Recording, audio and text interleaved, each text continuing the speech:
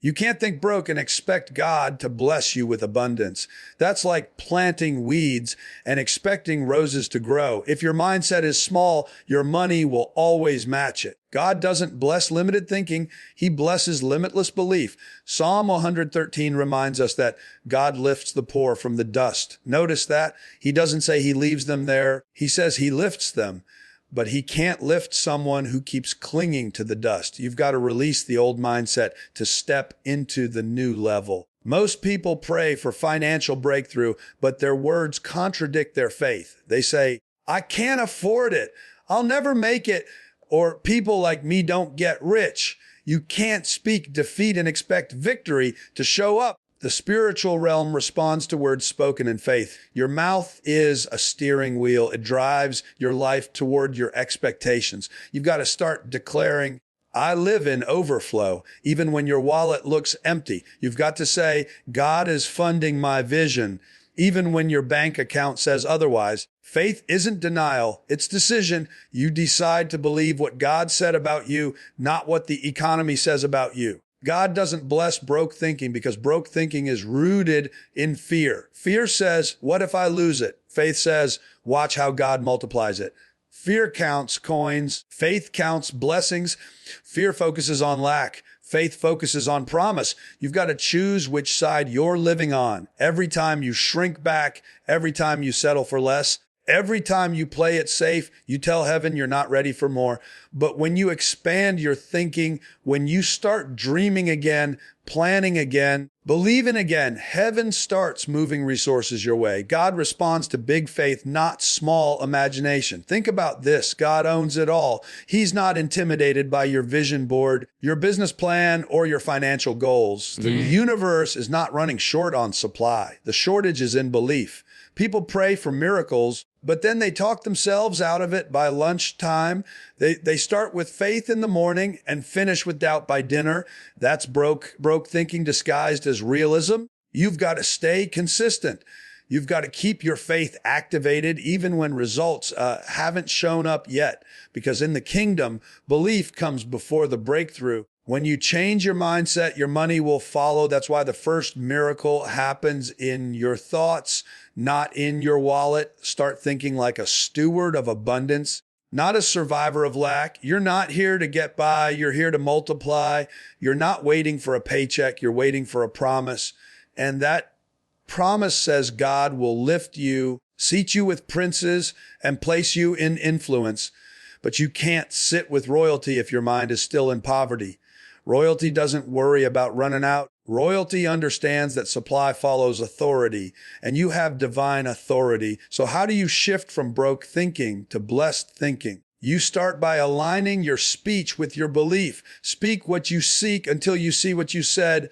You start declaring abundance even when you're surrounded by scarcity. You start teething, sowing, giving even when it feels uncomfortable, because faith never stays still. Faith moves first, resources follow. The person with broke thinking says, when I have more, I'll give. The person with abundance thinking says, I'll give now and I'll have more. That's the kingdom principle.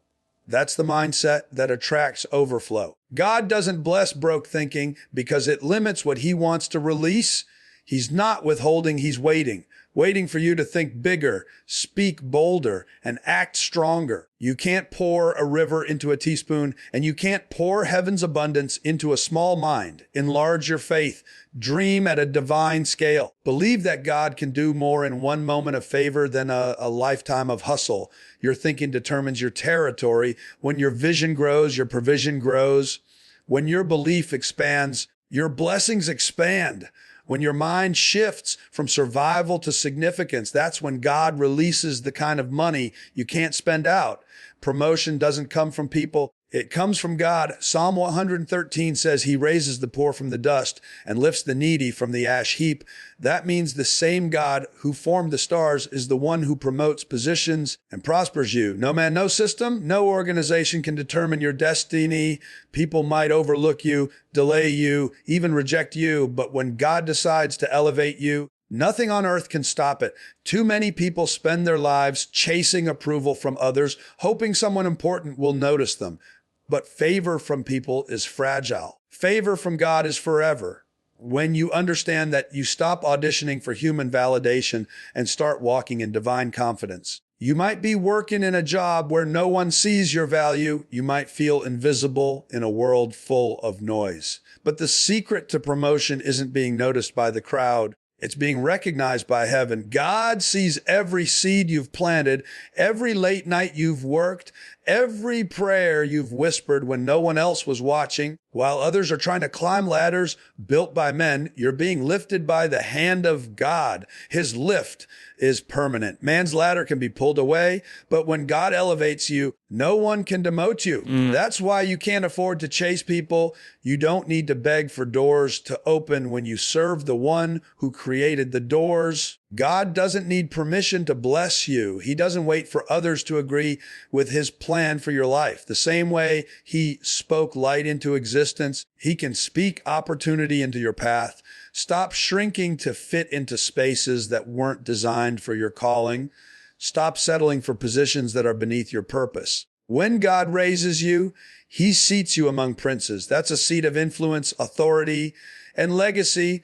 You don't get there by compromise. You get there by covenant. The reason many people stay stuck is that they depend too much on human systems. They think if they can just impress the right person, network with the right crowd, or say the right words, they'll get ahead. But real promotion doesn't come from networking. It comes from alignment. When your heart aligns with God's will, favor becomes magnetic. You don't chase opportunities. Opportunities chase you. The right doors open, the right people appear, the right timing unfolds. It looks like coincidence, but it's divine coordination. Haven is orchestrating your breakthrough behind the scenes. You've got to remember that promotion is more about preparation than presentation. God will test your character before he expands your platform. He'll see if you can stay faithful in obscurity before he releases you into visibility. The person who complains about the small assignment isn't ready for the big one. The person who gossips about the boss isn't ready to be a leader. God lifts those who stay humble, hungry,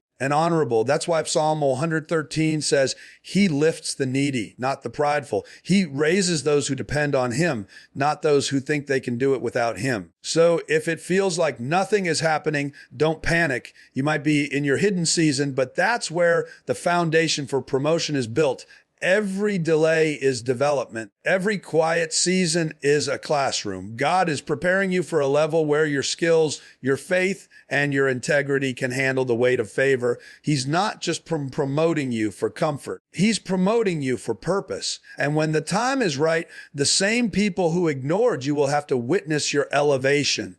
That's why you must keep your eyes on God, not people. People are unpredictable. God is unshakable. People promote for convenience. God promotes for covenant. When he lifts you, it's not temporary. It's transformational. You might have been at the bottom in the dust, feeling forgotten, but that's exactly where God starts his greatest promotions. The dust is the birthplace of destiny. From dust, he forms creation. From dust, he breathes life. And from dust, he raises kings. Your background doesn't disqualify you.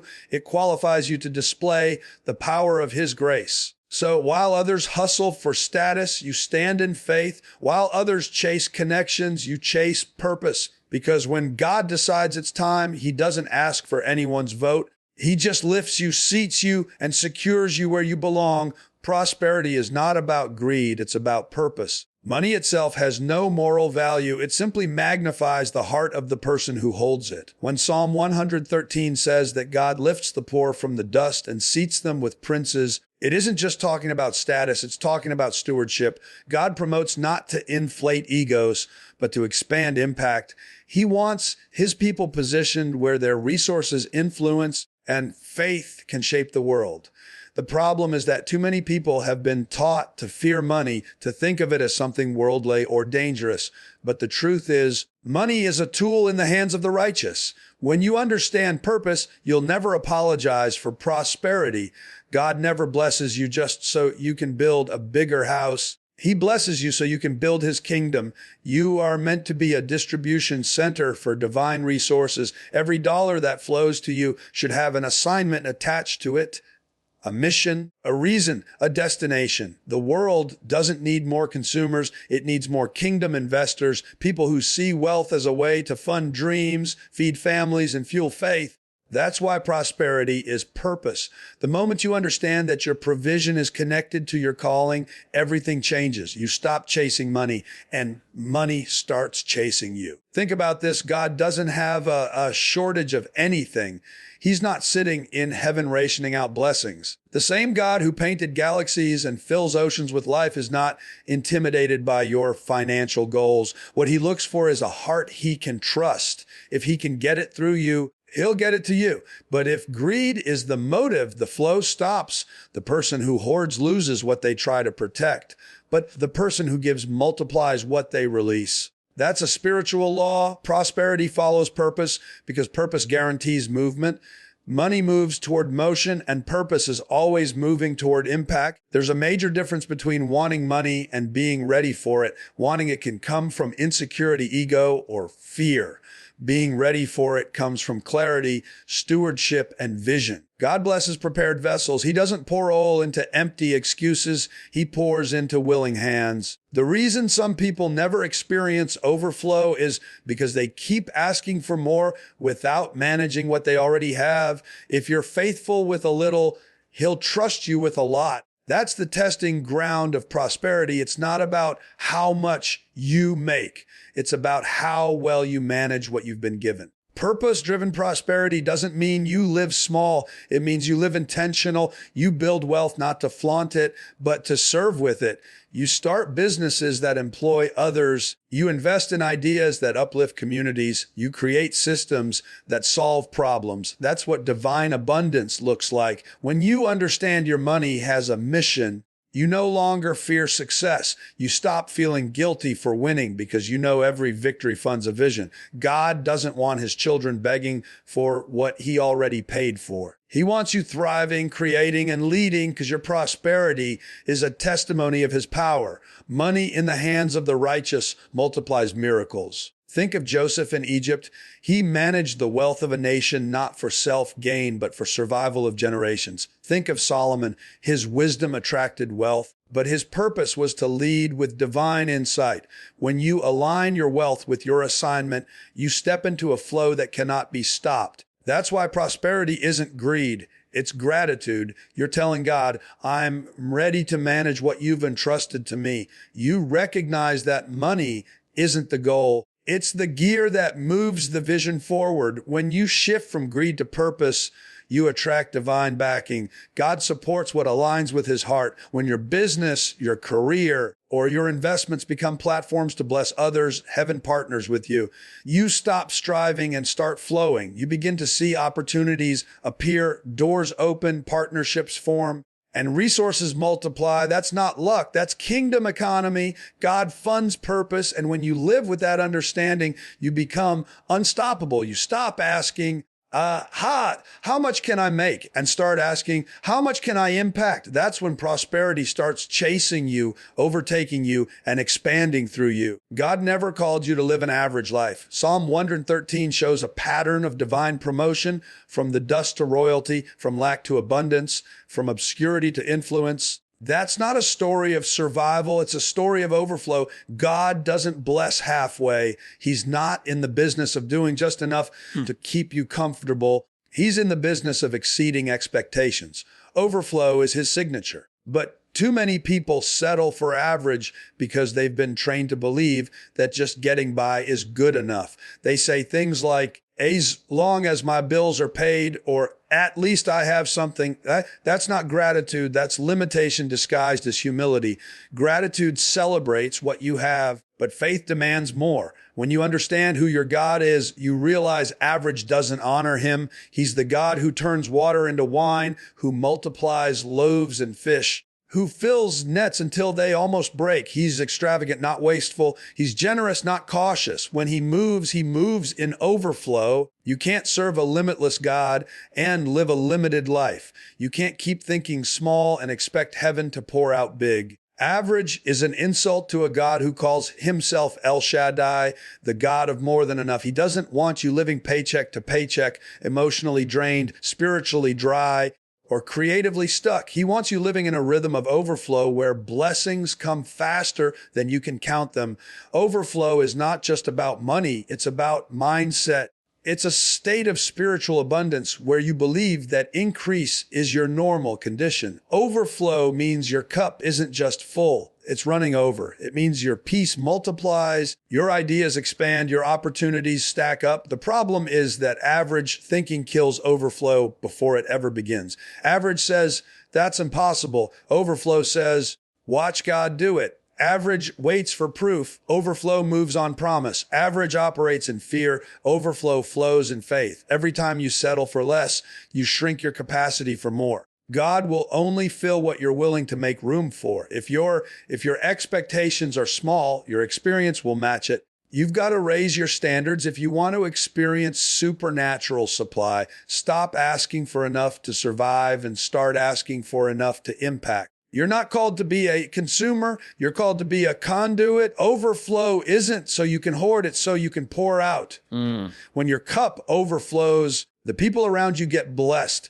Your overflow becomes someone else's breakthrough. That's how kingdom economics work. Blessing flows through you, not just to you. So when you live in overflow, you become a walking solution. You start attracting opportunities that align with your purpose. You start releasing words that create new realities. You start operating on a higher frequency because overflow doesn't wait for conditions. It creates them. Average people react to life. Overflow thinkers create life. Average people spend energy managing scarcity. Overflow thinkers spend energy managing growth. When you step into overflow, you stop competing and start contributing. You stop asking, how do I get by? And start asking, how do I expand? You're no longer chasing provision because provision is chasing you. It's a shift in authority. You stop praying from lack and start declaring from ownership. You stop saying, God, please bless me, and start saying, God, thank you for trusting me with this territory. That's overflow language. Psalm 113 paints the picture of a God who takes someone out of the dust and seats them with princes. That's not symbolic, it's strategic. It means God wants you in rooms where decisions are made, where influence happens, where wealth circulates. But he can't put a small-minded person in a big assignment. He can't release overflow to someone who's still thinking average. You've got to start seeing yourself as chosen for expansion. Overflow begins when you stop managing scarcity and start managing abundance. The way you think determines the level you live on. When you start thinking like someone who's designed for more, you start attracting more. That's why overflow isn't luck. It's alignment. It's heaven responding to a mind that refuses to live average. Gratitude is the gateway to overflow. Psalm 113 begins with a command, praise the Lord, you servants of the Lord. Praise the name of the Lord. Let the name of the Lord be praised, both now and forevermore. Before it talks about lifting, promoting, or prospering, it starts with praise. That's not a coincidence. God placed praise before prosperity because gratitude positions your heart for growth. Gratitude is not just saying thank you. It's the posture that invites heaven to release more. When you praise before the blessing shows up, you prove to God that your faith isn't conditional. Praise turns expectation into manifestation. It's the sound of faith in motion. Too many people wait until they see results before they praise, but that's not how kingdom power works. Praise is not a reaction, it's a trigger. It unlocks things in the unseen realm. When you praise God in the middle of pressure, you shift the atmosphere around you. You move from complaining to commanding. Complaining magnifies problems, but praising magnifies God. And whatever you magnify grows in influence over your life. Gratitude focuses your eyes on the source, not the situation. It reminds you that even in delay, you're still in divine alignment. Gratitude keeps your heart clean while you're waiting for your harvest. Nothing blocks blessing faster than bitterness. You can't carry resentment and expect reward. Praise detoxes your spirit. It clears out the negative energy that keeps you stuck in limitation. Every time you give thanks in advance, you're telling heaven, I trust the plan even when I don't understand it. That's the level of faith that moves mountains. When you thank God in the hallway, He opens the next door. Praise is the sound of preparation. It tells the universe you're ready for increase. Gratitude also keeps you humble. It reminds you that you didn't get here by your own power. The promotion, the opportunity, the favor, it all came from God's hand. And when you stay humble, you stay open for more. Pride shuts the door to overflow because it tries to take credit for what only God can do. Gratitude, on the other hand, multiplies what you have. Remember the story of Jesus feeding the 5,000. He took 5 loaves and 2 fish, looked up to heaven, and gave thanks. The moment he gave thanks, multiplication began. Gratitude multiplied the limited supply into supernatural abundance. The same principle applies to your life. What you thank God for expands. What you ignore shrinks. Gratitude isn't just emotional, it's strategic. It shifts your perspective from lack to abundance. When you start your day with thanksgiving, you train your mind to look for opportunity instead of obstacles. You begin to notice favor where others see frustration. You attract solutions instead of stress. Praise changes your frequency. It aligns your energy with heaven's abundance. That's why grateful people always seem to have more doors open. They live in a state of expectation, not desperation. Desperate people repel blessing because their focus is on what's missing. Grateful people attract blessing because their focus is on what's multiplying. You can't fake real gratitude. It's not about loud words or emotional displays. It's about consistency. It's thanking God in traffic, in bills, in transitions, and in victories. It's maintaining the same level of praise when things are slow as when they're fast. Gratitude is endurance in disguise. It sustains your faith through every season. And when gratitude becomes your reflex, lack loses its grip. Every time you say, "Thank you, Lord," you're building spiritual equity. You're sowing seeds into your next harvest. Gratitude is also the bridge between prayer and manifestation. You pray to ask, but you praise to receive. Prayer puts the request in motion. Praise pulls the answer into reality. When you praise before you see results, you step into prophetic faith, the kind that declares victory while the battle is still happening. That's the energy that shifts everything. Gratitude is the gateway because it keeps you connected to the source, aligned with your purpose, and positioned for overflow. You are a kingdom investor, not just a consumer in the world's economy. Psalm 113 shows us that when God lifts someone from the dust and seats them with princes, He doesn't do it just so they can sit there looking impressive. He positions them to influence, to manage, to distribute, to multiply. You're not here to chase blessings. You're here to circulate them. A kingdom investor understands that wealth is not ownership, it's stewardship. Everything you have, every opportunity, every dollar, every connection is a resource on loan from heaven. God is looking for people He can trust with His assets, people who will take divine provision and turn it into divine impact. Being a kingdom investor means you stop thinking like an employee of the world and start thinking like an ambassador of heaven. You represent a higher economy, one that isn't limited by inflation, politics, or market crashes. When you operate by kingdom principles, your provision doesn't depend on worldly systems. You operate under supernatural law, sowing and reaping, giving and receiving, planting and harvesting. The world says, hold on to what you have. The kingdom says, release what you have and watch it multiply. The world's system is built on control. God's system is built on trust. When you trust Him with your resources, He trusts you with increase. To be a true investor in God's kingdom, you have to think generationally. God doesn't just bless you for today. He blesses you for legacy. Your assignment is to create streams that outlive you, businesses that fund missions, properties that serve communities, investments that empower others. Kingdom wealth is not about stacking more for yourself. It's about establishing systems of generosity that continue producing fruit long after you're gone. When you see money as a seed instead of a possession, everything changes. You stop asking, how can I spend this? And start asking, where should I plant this? Seeds produce more seeds, and that's how generational abundance begins. A kingdom investor also understands that giving is not loss. It's leverage. Every time you sow into good ground, you're positioning yourself for multiplication. You can't outgive God. His return rate is infinite. When you invest in the kingdom through generosity, service, and purpose-driven action, you're moving resources from a temporary system into an eternal one. The world measures return in percentages. Heaven measures return in purpose. When your giving aligns with God's plan, it doesn't just bless your life, it shifts entire environments. A kingdom investor doesn't measure success by how much they keep, but by how much they can release and still overflow. You've got to stop seeing money as the finish line and start seeing it as the foundation. It's not about how much you can make.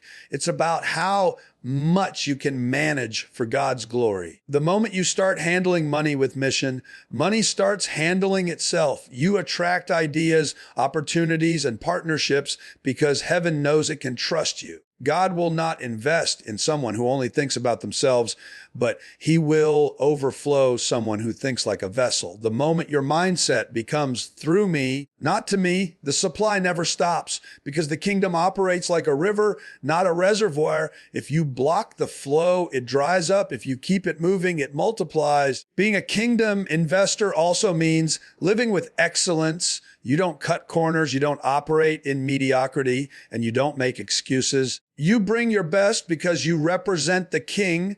When you build with integrity. When you lead with service.